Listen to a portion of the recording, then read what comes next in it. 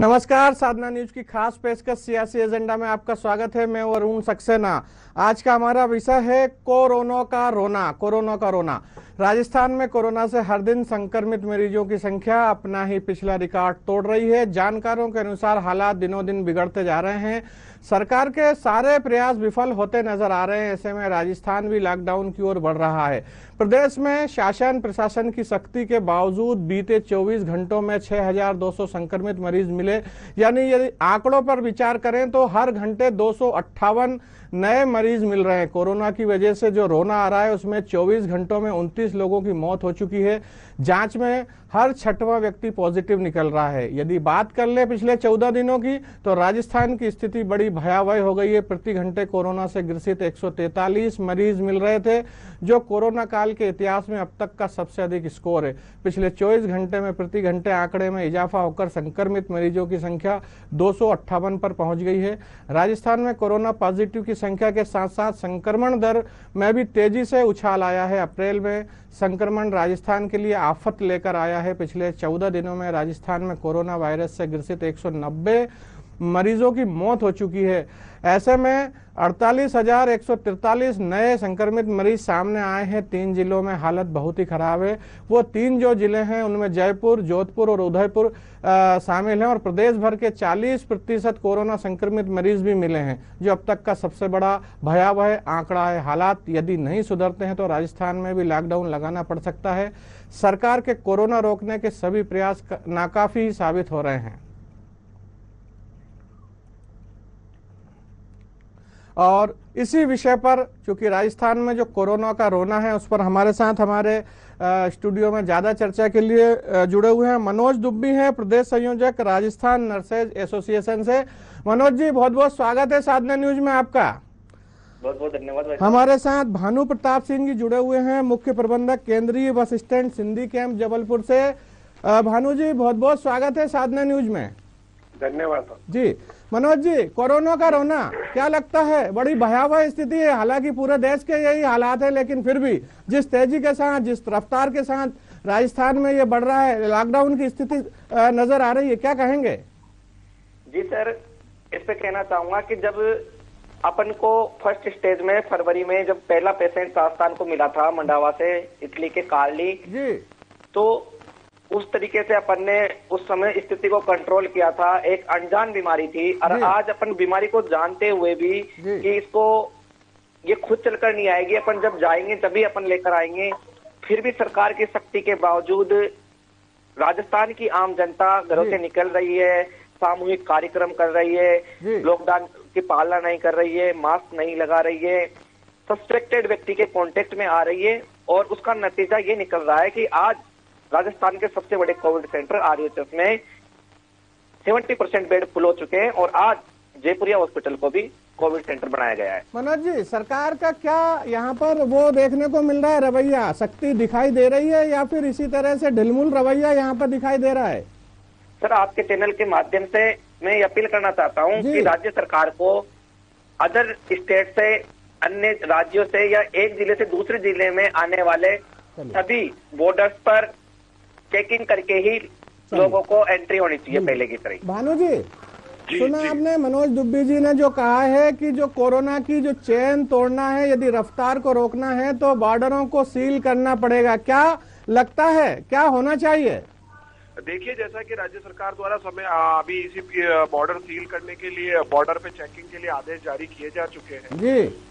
और जैसा कि मैं अपने डिपार्टमेंट के बारे में आपको बता सकता हूँ, राजस्थान राज्य पथ परिवहन निगम रोडवेज ने भी आज सीएमडी राजेश्वर सिंह विस्तृत दिशा निर्देश इस संबंध में जारी किए गए हैं। उनकी पालना सुनिश्चित करवाई जा रही है। और ये चेन तोड़ने की जहाँ तक बात है तो ये हम सबकी एक नैतिक जिम्मेदारी है। हर एक नागरिक, हर एक आम नागरिक की ये नैतिक जिम्मेदारी है कि वो गाइडलाइन की पालना करके ही आगे बढ़े।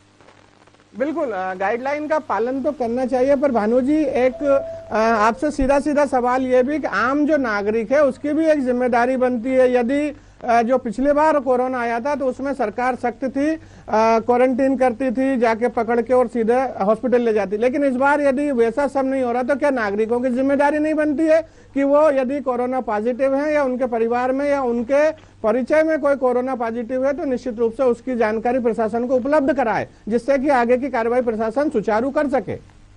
जी बिल्कुल बिल्कुल, मैं जैसा आपको मैंने कहा कि ये हम सबकी नैतिक जिम्मेदारी है। प्रशासन अपनी जगह सख्त है, लेकिन उसका साथ देना एक आम आदमी के लिए बहुत जरूरी है, और तभी वो सफल भी हो पाएगा जब हर आम आदमी इससे जुड़ेगा। जब वो अपनी जिम्मेदारी समझेगा तो प्रशासन को भी अपनी योजनाओं को लागू करने में, सख्ती को लागू करने में सरलता होगी। बिल्कुल, एक खुद की जागरूकता जरूरी। मनोज दुबे जी, आपके पास आना चाहूंगा। जैसा कि यहाँ भानु जी ने भी बताया और आपसे भी मेरी बात हुई है, क्योंकि आप नर्सेज एसोसिएशन के प्रदेश संयोजक है, तो ऐसे में जो पूरा हॉस्पिटलिटी है या स्वास्थ्य सेवाओं की बात करें तो क्या वहाँ पर माकूल इंतजामात हैं? सर, राज्य सरकार द्वारा माननीय मुख्यमंत्री जी अशोक गहलोत जी द्वारा राजस्थान के सभी हॉस्पिटलों में पूरी तरीके से जो ILR OPD खोल रखी है SMS में, हर उस सेंटर पे कोविड की जांच निःशुल्क गवर्नमेंट सेंटर पे निःशुल्क की जा रही है। आम जनता को बिल्कुल भी बिना घबराहट के वहां जाकर अपनी जांच करवानी चाहिए। अगर उनको ऐसा लगता है कि जुकाम हो रही है, पैरों में जकड़न है, कुछ दर्द है, सिर दर्द है, इसकी प्रारंभिक स्टेज है, तो उनको बिना हिचकिचाहट के एक बार अपनी जांच कोविड सेंटर पे जाके करवा लेनी चाहिए, जिससे वो कम्युनिटी में फैलने से अपन उसको रोका जा सके। चलिए मनोज जी, एक और सवाल आप ही से पूछे लेते हैं। कल हमारे मित्र बैठे हुए थे, आरोप लगा रहे थे कि वहाँ राजस्थान में जो है कोरोना वैक्सीन नहीं पहुंच रहे हैं, तो क्या वाकई ऐसी स्थिति है? कोरोना के जो वैक्सीन है वो वहाँ नहीं लगाए जा रहे? सर, SMS में 2-3 सेंटर है। एक SMS सेंटर की बात कर रहा हूँ मैं जी। तो SMS मेडिकल कॉलेज में अलग से सेंटर है जहाँ कोविड के लगभग सुबह 10 बजे से लेकर शाम को 5 बजे तक लगातार टीकाकरण किया जा रहा है जी। धनवंतरी ब्लॉक जो SMS हॉस्पिटल के अंदर है, वहाँ 5th फ्लोर पे सुबह 5 बजे से लेकर 5 ब्लॉकों के अंदर कोविड का टीका लगाया जा रहा है। इन्फेक्शस डिजीज हॉस्पिटल जो कोविड के VIP सेंटर के रूप में विकसित किया गया है इन्फेक्शस डिजीज के लिए, वहां भी टीकाकरण किया जा रहा है। एक SMS पर्टिकुलर में अलग अलग ब्लॉक बनाकर 3 जगह है टीकाकरण किया जा रहा है। तो राज्य सरकार के द्वारा पर्याप्त व्यवस्था है, मगर जरूरत है कि लोग अपने घरों से निकले और वहां टीकाकरण करवाए, बिल्कुल, तब जाके ही हम इस कोरोना की चेन को तोड़ पाएंगे। एक बड़ा गंभीर विषय फिर से सामने आ रहा है कि पिछले 24 घंटों में 6200 यानी कि 6200 संक्रमित मरीज यहाँ मिले हैं, और यदि इसका आंकड़ा निकालें तो हर घंटे 258 मरीजों का ये आ रहा है। तो निश्चित रूप से एक चिंताजनक बात है। क्या प्रयास होना चाहिए या क्या प्रयास किए जा रहे हैं इसे रोकने के लिए? देखिए, जैसे प्रयासों की बात है, मैं अपने डिपार्टमेंट की बात कर सकता हूँ। रोडवेज के लिए अगर आप देखेंगे तो हमने अभी हमारे CMD साहब ने सभी को निर्देशित कर दिया है, हमारी हर बस जो कार्यशाला से निकलती है वो सैनिटाइज होके निकल रही है। साथ ही साथ हर बस स्टैंड पे नो मास्क नो एंट्री की सख्ती से पालना करवाई जा रही है। साथ ही हर पूरे बस स्टैंड को हर 4 से 6 घंटे में एक बार सैनिटाइज किया जा रहा है, उसका रिकॉर्ड संधारित किया जा रहा है।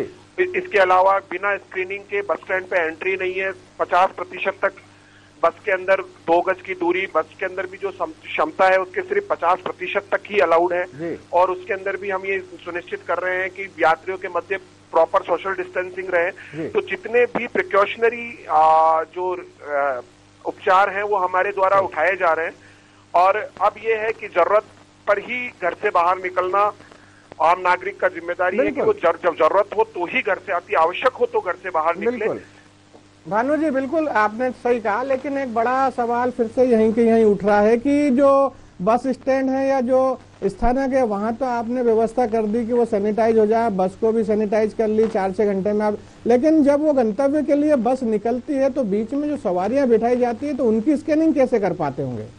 सर, उसके लिए मैं आपको बताऊं, हमारे कंडक्टर्स को स्कैनिंग मशीन हमने दे रखी है। अच्छा, हर बस में जहाँ पे भी स्टॉप है वहाँ पे स्कैनिंग करते हैं? बिल्कुल, बड़े बस स्टैंड पे तो बस स्टैंड इंचार्ज व्यवस्था कर रहे हैं स्कैनिंग की, और जो छोटे बस स्टैंड है वहाँ पर भी, और सिर्फ 50% क्षमता पर ही बसें संचालित होंगी कल से। जी, निसंदेह ये एक अभिनव पहल इसे कह सकते हैं कि जो रोडवेज है राजस्थान सरकार का एक बड़ा सेगमेंट है, वहां तो कम से कम कोरोना की चेन को रोकने के प्रयास किए जा रहे हैं। जी, और पिछली बार भी अगर आप देखें तो पिछली बार राजस्थान रोडवेज जो है वो एक पहल के रूप में पिछली बार भी कोरोना के समय में इन्होंने रोडवेज ने अपनी भूमिका निभाई थी। और आप देखिए हम प्रिकॉशनरी तैयार हैं, हम पहले से तैयार हैं। हम 1 महीने पहले से यहाँ पर हमारे अनाउंसमेंट सिस्टम्स के थ्रू, एलईडी टीवीज के थ्रू, हमारे ड्यूटी ऑफिसर्स के थ्रू कंटिन्यू वॉच करवा रहे हैं, जागरूकता के लिए मैसेज दे रहे हैं। और अब कल से तो बड़े स्ट्रिक्ट आदेश हमारे सीएमडी साहब द्वारा जारी कर दिए गए, जिनकी पालना कल सुबह 6 बजे से हो जाएगी। बिल्कुल ठीक है। मनोज दुबे जी, आपके मित्र लगातार जुड़े हुए हैं, आप सुन भी रहे हैं। साथ ही यदि एक बात यहाँ कर ली जाए कि पिछले 14 दिनों में जो कोरोना वायरस से मरने वालों की जो संख्या है वो 190 मरीज हो चुके हैं। जी सर। तो एक चौंकाने वाला आंकड़ा है। कहीं ना कहीं आपने अभी जो बताया कि कोरोना वैक्सीन भी प्रॉपर लग रहे हैं, वहां पर पालन भी हो रहा है, हॉस्पिटल में भी व्यवस्थाएं सारी है, तो फिर कहाँ दिक्कत आ रही है? आप बता सकते हैं कि इतना जो आंकड़ा बढ़ रहा है मृतकों का, जो काल के गाल में समा रहे हैं, काल कवलित हो रहे हैं, तो क्यों इतना बढ़ रहा है? भयावहता क्यों दिखाई दे रही है? इसका सर सबसे बड़ा रीजन ये हो रहा है कि जिस प्रकार लोगों को अपन ये कहते हैं कि वायरल आता है, एक नॉर्मल वायरल स्टार्ट होता है कंडीशन में, तो लोग बाग उसको सीरियस नहीं लेते, वो कोविड की जांच नहीं करा पाते, वो घर पे ही फीवर की टेबलेट लेने लग जाते हैं। और उसके बाद में जब उनकी कंडीशन ज्यादा बिगड़ने लग जाती है तो कोविड का क्या है, एक चक्कर होता है जो लंग्स को इफेक्ट करता है। और जो अब ये सेकेंड कोविड का चरण चल रहा है, इसमें क्या है, लंग्स को मात्र 14 दिन के अंदर ही ये डैमेज कर देता है, 70% इफेक्ट कर देता है। तो इस कंडीशन में लोग बाग जब हॉस्पिटलों में पहुंचते हैं, जब तक बहुत देर हो जाती है, और जब रेस्पिरेटरी सिस्टम कम काम करने लग जाता है तो उसको कंट्रोल करना बहुत मुश्किल होता है। चलिए, निश्चित रूप से आपने बताया कि ये सेकंड जो स्ट्रेन आई है इसमें लंग्स को इन्फेक्शन कर रहा है, तो ऐसे में जो जीवन रक्षक जरूरी दवाइयां होती हैं कोरोना की, जैसे यदि बात कर लें तो मध्य प्रदेश पूरे भर में रेमडेसिविर एक इंजेक्शन है जिसकी कालाबाजारी हो रही है, मिल नहीं पा रहा है, तो क्या ये जो इंजेक्शन है या ये जो ड्रग है वहां पर उपलब्ध है, या वहां भी इसी तरह की कालाबाजारी और लोग उसके अभाव में यहाँ वहाँ भटक रहे हैं? नहीं, अपने राजस्थान में सर इसको कोविड जो हॉस्पिटल बनाया है वहाँ उपलब्ध कराया गया है जी, और बाहर इसको बैन कर रखा है। सरकारी खर्चे पे ये मिल रहा होगा? हाँ। चलिए, निसंदेह अनुकरणीय पहल है। भानु प्रताप जी, यही सवाल लेकर आपके पास कि जो 40% कोरोना संक्रमित मरीज मिले हैं और उनमें वो 3 जिले हैं, जयपुर, जोधपुर और उदयपुर, तो क्या केवल ये माना जाए कि यहाँ के लोग अवेयर नहीं है या बाकी जगह पर सख्ती ज्यादा है? क्या कहेंगे? देखिए, मैं इस बारे में तो मैं कोई टिप्पणी नहीं करना चाहूंगा, लेकिन बात यह है कि जो बड़ी सिटीज जो जिनकी आप बात कर रहे हैं, ये मेट्रो सिटीज का रूप ले रही है जी। तो जैसा हम कहते हैं कि बाकी जगह के घनत्व भी यहाँ हमारी जनसंख्या का ज्यादा है। आज अकेले सिंधी कैंप बस स्टैंड की अगर मैं बात करूं तो यहाँ पर कम से कम रोज के 20,000 से ऊपर यात्रियों का फुटफॉल है जी। तो जहाँ जनसंख्या का घनत्व अधिक है वहाँ केसेस औरों की तुलना में अधिक आने मतलब एक औपचारिक रूप से भी आना बनता है बाकियों की तुलना। चलिए, निश्चित रूप से कहीं ना कहीं जो मेट्रो सिटीज हैं या जो जनता या परिवहन सबसे ज्यादा यहाँ होता है, लोगों का यहाँ पर आवागमन ज्यादा होता है, इसलिए यहाँ स्थितियां बन रही होगी। मनोज दुबे जी, 24 घंटे में 6,200 जैसा कि मैंने पहले भी बताया कि संक्रमित मरीज मिले हैं, तो इन जो 3 जिले हैं, तो क्या सबसे ज्यादा योगदान जो संक्रमित मरीजों का है यहीं से मिल रहा है?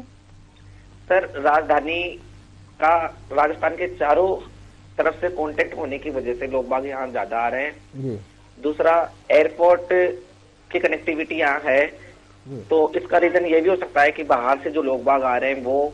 दूसरा, राजधानी में सबसे बड़ा एक रीजन ये भी होता है कि रोजगार के संसाधन गांव में कम है, लोग बाग शहर में आ रहे हैं, तो चारों तरफ से क्या व्यक्ति सिटी में आता है, उससे कनेक्टिविटी ज्यादा है। निश्चित रूप से यही एक कारण होता है मुक्ता, और इन सबके चलते हेलो जी सर, आप सुन पा रहे हैं?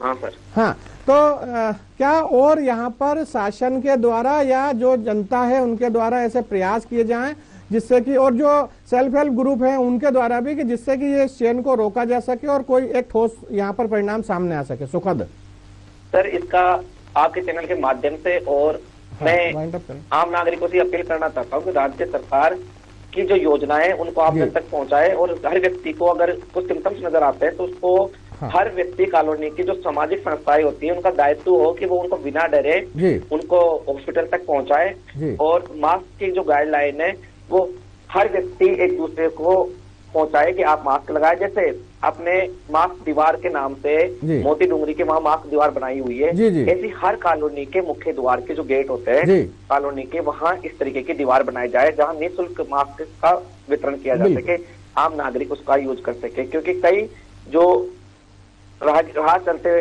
व्यक्ति है वो खरीद नहीं पाते, लगा नहीं पाते, तो वो उसको निःशुल्क उपलब्ध हो तो वो उसको लगाया जाता। बिल्कुल, निश्चित रूप से निःशुल्क उपलब्ध हो और 2 गज दूरी और मास्क के जरूरी कोरोना नियमों का पालन करें। निश्चित रूप से आप दोनों सज्जन हमारे साथ जुड़े, कोरोना पर जो रोना चल रहा है उसके लिए आप दोनों को बहुत बहुत धन्यवाद हमारे साथ जुड़ने के लिए। खैर, कोरोना एक ऐसी वैश्विक महामारी है जिस पर एक सेल्फ अवेयर होने की जरूरत है, जनता को भी अपने आप में जागरूक होना पड़ेगा। खैर, फिर किसी दिन इसी विषय पर बैठेंगे, तब तक के लिए नमस्कार।